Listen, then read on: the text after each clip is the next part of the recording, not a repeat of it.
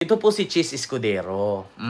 Alam nyo naman po mga kababayan na si Chis Escudero po ngayon ay trending po ngayon. Famous po si Chis Escudero mga kababayan.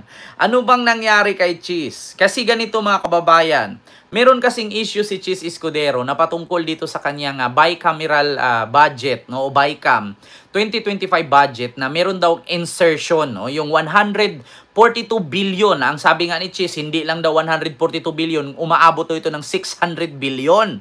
Oo. Ngayon mga kababayan, meron pong sinasabi si Chis Escudero na demolition job daw laban sa kanya itong ginagawa ngayon na pagkabulatlat ng bilyon-bilyong insertion, no? So, pork barrel. Yeah? O, bilyon-bilyong pork barrel laban sa kanya. So, demolition job daw ito. At ang nasa likod daw ng propagandang ito na sa demolition job laban sa kanya ay si Saldico. Yeah? So, yun ang sabi. May sound po ako, Ma'am Evelyn Flores. Ang gumawa daw at nasa likod ng demolition job ito or yung propagandang ito or paninira kay Chis Escudero patungkol dito sa bilyon-bilyong pork barrel na flood control, no? Ang mga DDS pa naman, ang sinisi nila si PBBM. Na kung saan si Chis Escudero naman ang may hawak nito. Hindi naman si PBBM. Wala ngang alam si PBBM sa flood control. Kaya nga hiningi niya doon sa mamaya, pag-usapan natin yan. So ito po mga kababayan, ipaparinig ko po sa inyo mula sa Bilyonaryo News ang sinabi. May cheese, may cheese. May ads lang po. Sa mga nakakaranas ng Pinangalanan na ni SP Chis Escudero ang posibleng may pakana umano ng sinasabi niyang demolition job laban sa kanya. Yan ang agenda report ni Hannah T. Palusot na! Marami nang dinawit!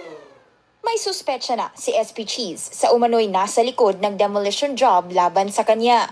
Posible raw na si Ako Bicol Party List Representative Zaldico ito. Una nang lumitaw ang isang CCTV footage na bumisita umano si Escudero sa opisina ni House Speaker Martin Romualdez. Nako! Sa exclusive Politico Report, nakita na nga na bumisita doon, holiday pa. Ang palusot, sino daw ang naglabas ng picture? Sino daw ang naglabas ng CCTV footage? Sabi nga ng Bilyonaryo at ng Politico News, nakuha lang nila. Ang tanong kasi ngayon mga kababayan, hindi mo pwedeng isisi kay Saldico kung bakit lumabas itong issue na to at yung sikretong ito. Bakit? Okay lang naman kung nilabas ito, kasiraan mo. Mag-file ka ng complaint, kasuhan mo si Saldico. Ang problema ngayon mga kababayan, bakit idiin niya doon kay Saldico at hindi niya sagutin kung totoo ba o hindi. At inamin pa nga niya, hindi lang daw ito 142 billion, kundi 600 billion daw. Ang dami mo namang dinadamay, ang dami mong palusot. Bakit hindi mo na lang aminin, oo, totoo yan, paghatian namin yan para sa ikaunlad ng ating ekonomiya at para sa maiwasan yung baha. Hindi, ang dami pang tanggi. Nahuli ka na tatanggi ka pa. Palusot pa more. Kasagsagan daw yon ng BICAM. At katunayan, holiday pa ng bumisitang senador. Yan ay para tiyaking maipapalaman daw talaga ang higit 142 billion peso insertion sa 2025 national budget. Tinanggi naman ni Escudero ang akusasyon.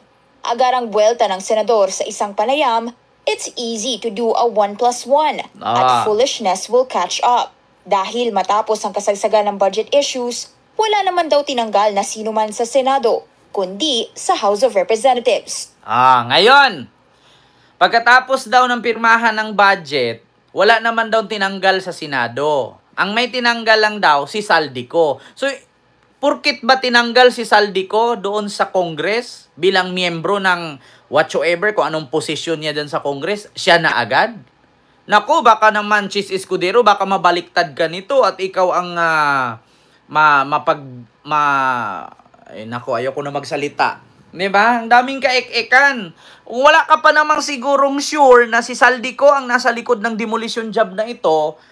Ang babasihan mo lang kasi tinanggal siya, kaya nagaganon siya. Anong alam ni Saldico dyan? Kasi di ba ang sabi ni Sara, 2 tao lang daw ang naghahawak ng budget, si Saldico at si Martin Romualdez. So ngayon, sa ibig sabihin, sa ipinarating ni Chis Escudero, may alam si Saldico sa budget insertion na to. So si Saldico lang daw ang naglabas kasi si Saldico ay alam ito.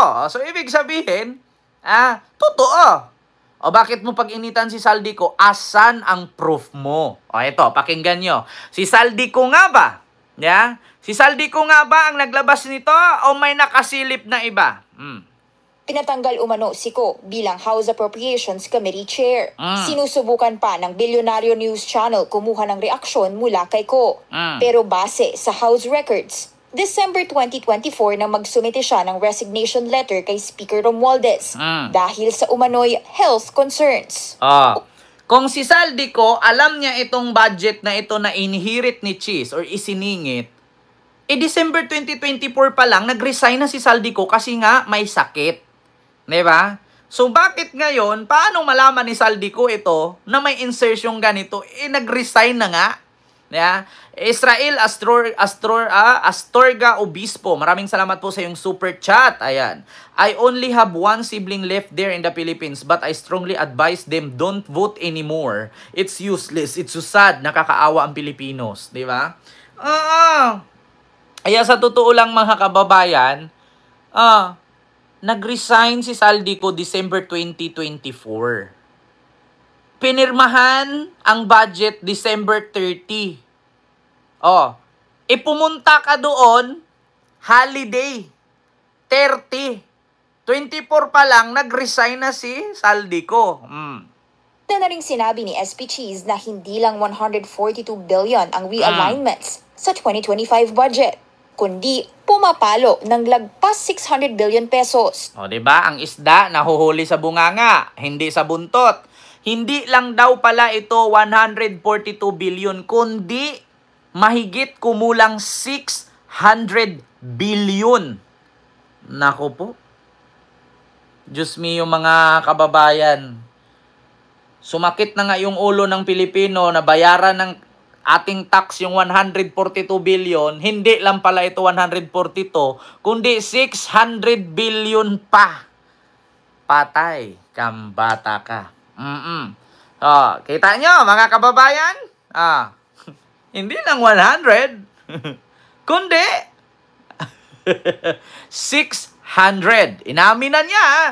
Ulitin ko Pagdating sa BICAM meetings, sinabi ng politico.com.ph na naging dominant si Escudero sa proceedings. Dahilan para ma-elbow si dating Finance Committee Chair at Senador Grace Poe. Unfair insinuation naman ang turing ni Escudero sa mga Ma'am parata. Susan, hello Wala po. talaga kayong ibinulsa or meron?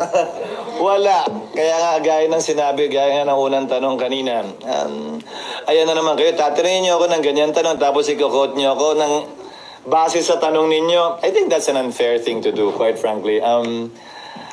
If I have never had, no single case has ever been filed against me in my 27 years in government. May paglilinaw naman ng House. We are focused on our job.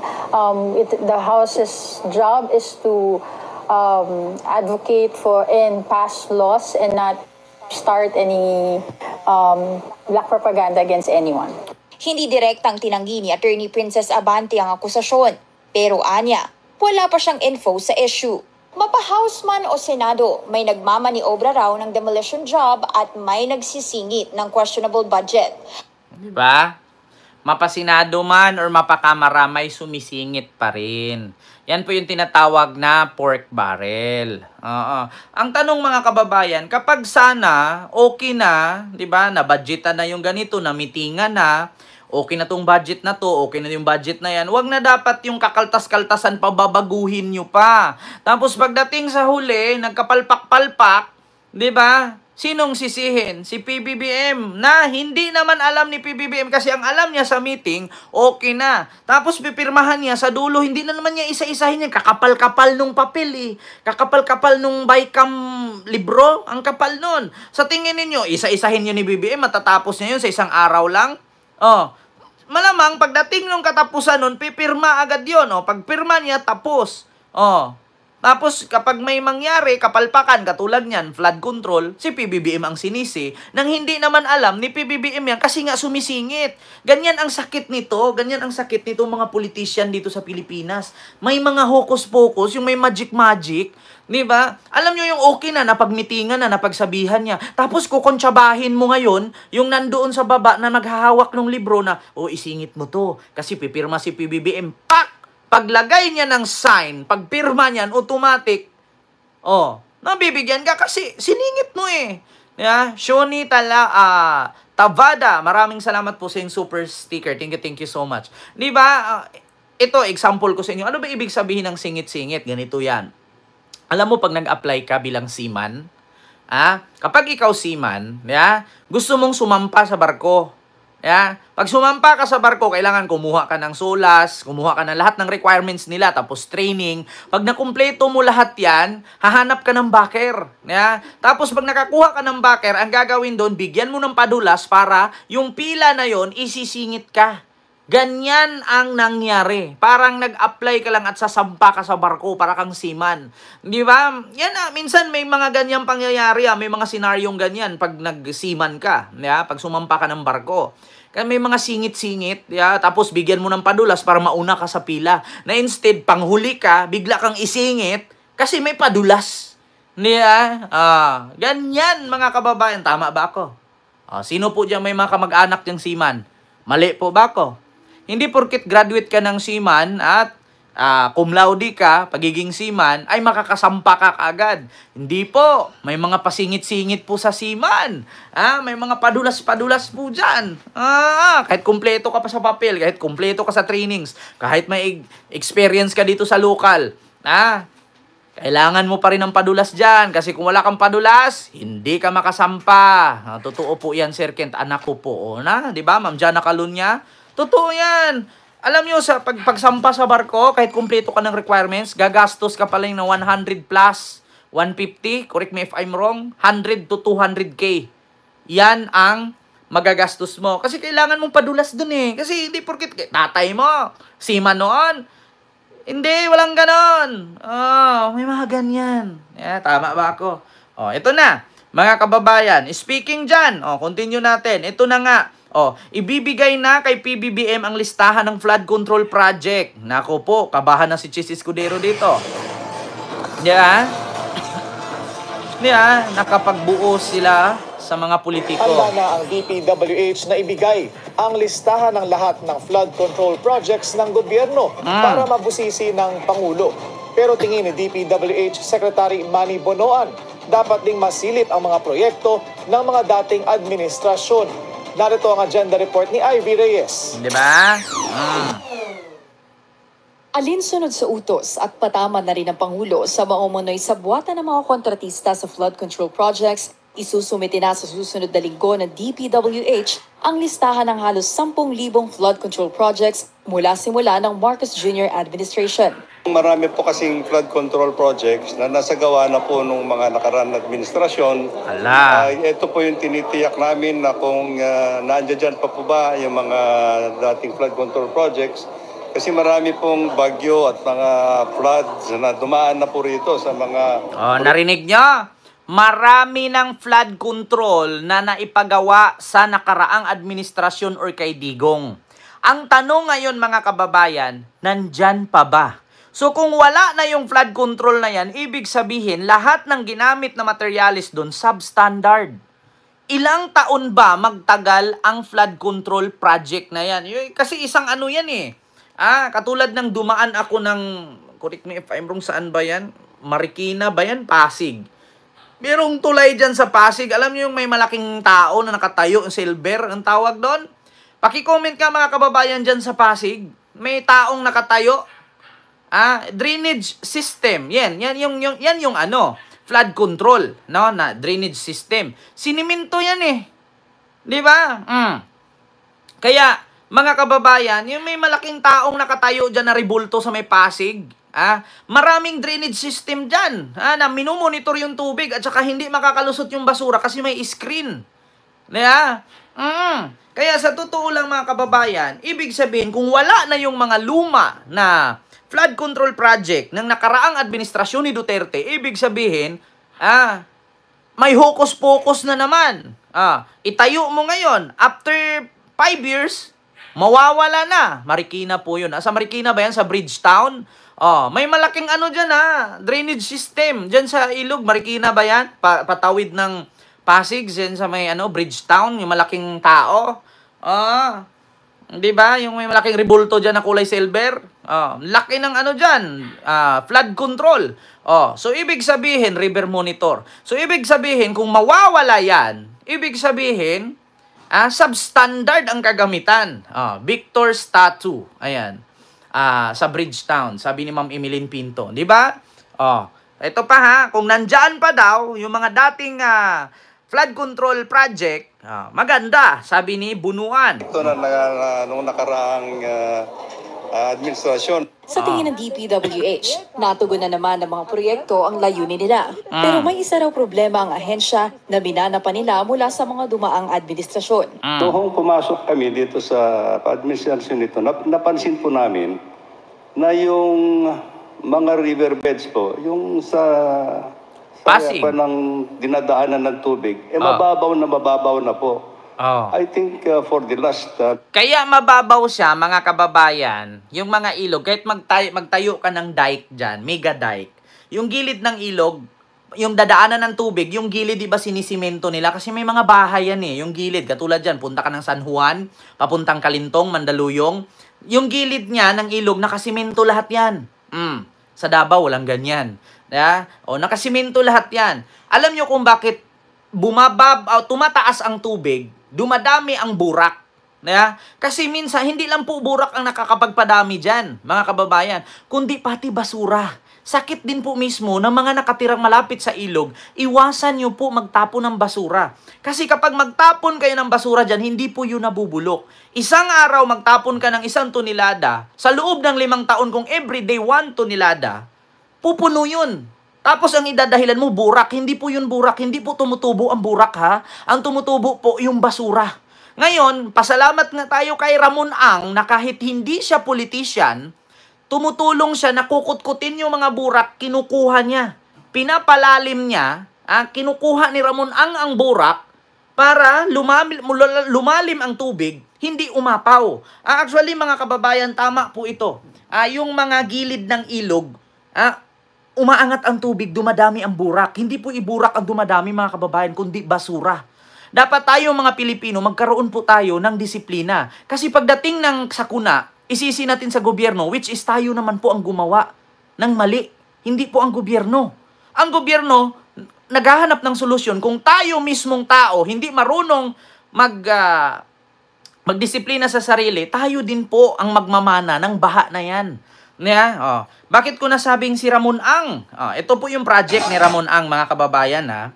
Si Ramon Ang, yan po ang project niya. Ilog. Project ni Ramon Ang. Gusto kong iparinig sa inyo. Actually, in-interview po yan ni Katunying. Ang dream ko, matapos ko gawin yung mga kalsada, Manila to Lawag, Manila to Matlok, Sorsogon. Sana matutungan ko pa yan ng bridge from Matlok to Allen Leyte. Magtatayo ka ng airport. Ito po ang ginagawa ni Ramon Ang, mga kababayan. Lahat po ng mga basura, lahat po ng putik, sa ilog Pasig o kung saang ilog yan, kinukuha po niya. Hindi po siya tumatakbong politisyan. Ang ginawa po niya, kumuha po siya ng mga machine na backhoe, tapos nakipag-coordinate siya kay PBBM at sa government, natulungan niya nakutkutin yung mga putik, yung mga basura. Kaya nga, big salute sa'yo, Senador tuloy, Don Ramon Ang. Isipin ninyo, ganyan dapat. Ilang beses na nga ang daming nagsabi na tumakbo kang politisyan. Ayaw po niyang tumakbo. Sabi niya, aanhin ko yung tatakbo akong politisyan, may pera naman ako. Kung tatakbo lang din ang pala ako dyan at magnakaw ako, walang mangyari sa akin. Wala sa bukabularyo ko yan. So ang ginawa niya, marami naman siyang pera, at nakapagbayad naman siya ng ayos dyan sa tax niya. So ang ginawa niya, nakipag-coordinate siya sa government, kahit sino na presidente mula pa kay Mula pa kay ERAP, kay Gloria, hanggang sa kay PBBM, ang ginawa niya ay kinukutkot niya. Kinukutkot niya yung mga putik, no, para lumalim, hindi dadami ang basura. Kasi puro basura po, mga kababayan. Ayan po, puro basura po yan. Yan po ang nagkakakos ng baha. Pag nagbara po yan, maipon lahat, talagang magbabaha. Ayan, ginagawa ni Ramon Ang. Actually, mga kababayan, no, speaking sa mga hindi po nakakapunta ng Singapore, ganyan po ang ginagawa sa Singapore. Meron po silang ganyan na parang roro na maliit, tapos may backhoe, kinukuha nila yung mga basura, kinakarga nila doon sa may maliit na barko. Tapos dadalhin nila sa pinakadulo, susunugin nila, gagawin lang isla. Kasi hindi mo makaligtaan yan. Kung ang Singapore nga, napakalinis ng ilog nila, kahit sabihin nating madilim yung ilog, pero walang amoy. Kasi everyday may kumukutkot ng basura, kinakarga doon sa barko. Pagtatayo ka ng airport. Ganun po yun, mga kababayan. Kaya magpasalamat po tayo kay Ramon Ang. Kasi nga, hindi siya politician, tumulong po siya sa bayan. Ngayon, kung iasa na lang natin lahat kay Ramon Ang, walang mangyayari. Bakit? Si Ramon Ang is a businessman. Tumulong lang siya. Hindi po siya parte ng government. Tumulong lang siya. Kasi, kung hindi siya tutulong sa baha, maaapektuhan din po ang kanyang negosyo. Ang negosyo niya, marami siyang business. Ngayon, paano kikita ang business niya kung hindi siya tutulong sa community? Diba? Ganun ang ginawa niya. Ang dami nga nagsabi sa kanya, tumakbo kang politics. Sabi niya, no, wala sa bokabularyo niya yan. Diba? Ito na nga, mga kababayan. Kaya, yung mga politician dyan na binulsa ang pondo, good luck na lang sa inyo. Diba? Inuna niya, solusyonan ang problema kaysa sa kikitain niya. Wala naman siyang kikitain kung hindi siya tutulong. Kasi kita nyo naman, saan ba yung mga budiga ni Ramon ang kadalasan na sa Maynila? Ang Maynila, bahain dyan. Kaya, para masolusyonan, di sige, tutulong tayo para lumakas ang negosyo. Diba? Malaki kita. Paano lalaki kita mo kung magbaha? Magtayo ka ngayon Jollibee dyan. Sinong kakain kung ang tubig hanggang tuhod? Walang kita negosyo mo. Tumulong ka sa community. Diba? So yun po. Sunod, mga kababayan. Eto na po.